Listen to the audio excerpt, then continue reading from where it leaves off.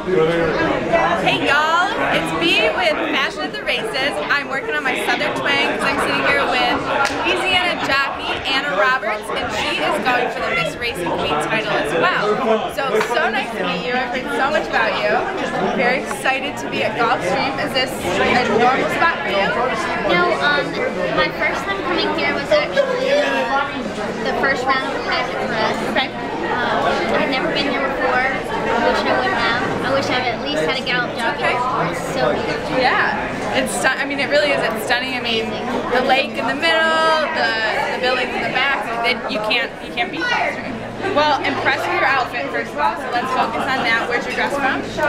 Oh boy. It was from a boutique in Kentucky. Okay. I don't exactly remember the name. It was in Louisville. Okay. I don't exactly remember where I bought it. That's okay. And the fascinator? I got it from Dee's hat. And I actually, the fascinator was pretty plain. And then I just brought my dress in and she helped me. See, that's the way to do it. It really is. Like, you either pick out a hat or even call us and show us the dress and we'll get a custom piece. It really is the way to do it. Yeah. So, tell me about the jockey thing, the riding. How'd you get started? My family and I, I'm originally from Mississippi. I moved to New Orleans when I was about 9 years old, and my mom and I always were in love with it. So I got to go to the racetrack, and I met Julie my first time there. She's a Hall of Fame jockey. When I met her, I decided that was the exact job that I wanted to do. And so I just followed through with it. After high school, I went to Chris McCarron's jockey, North American Racing Academy, and How fun was that? It was nice. It was a lot of fun. No, I had been riding since I was pretty much 9 or 10. I had been around the track a lot, so I had a lot of knowledge already. It just kind of helped fine-tune me. So then after school, I interned with Alstall Jr. For about two and a half years, and then I started riding.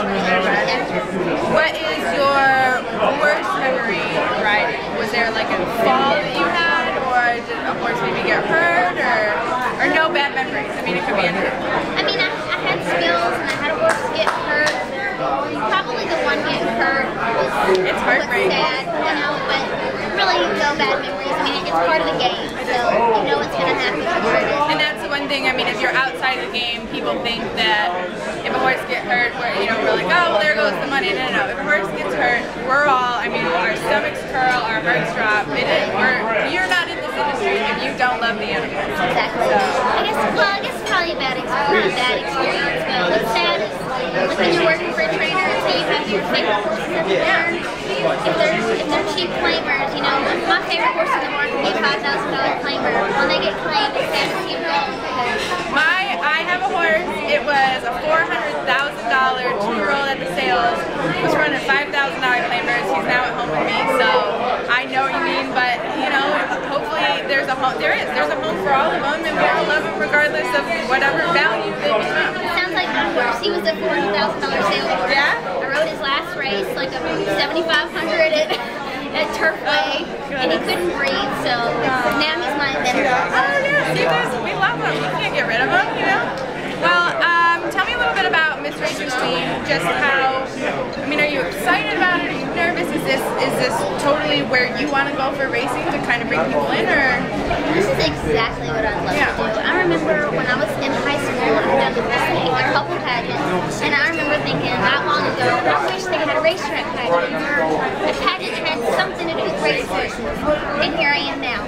I love it. I think it's really great because a lot of the girls here don't have experience, don't have very much knowledge, and these guys do such a great job of bringing in the right people to tell their stories and explain how racing works, explaining terminology.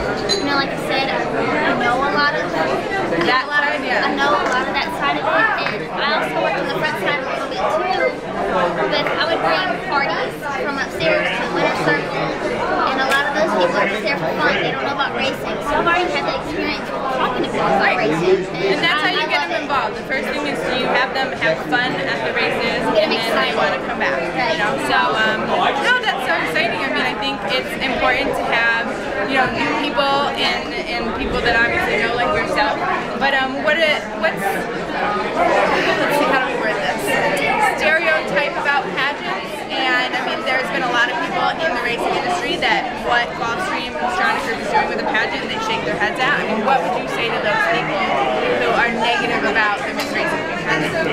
I'd say just, you know, give it a chance. I know that it sounds funny, and if I were to win, I'd like to have more contestants that are horse related, you know, or that have a little bit more knowledge so that when they win, they really can push the sport. And these girls really, no matter who wins, they are going to try to bring people in. And I know right now it might sound silly, but it will help improve the industry. Oh, I agree. It's going to bring in a younger generation. You know, these older trainers that might turn their nose up at it.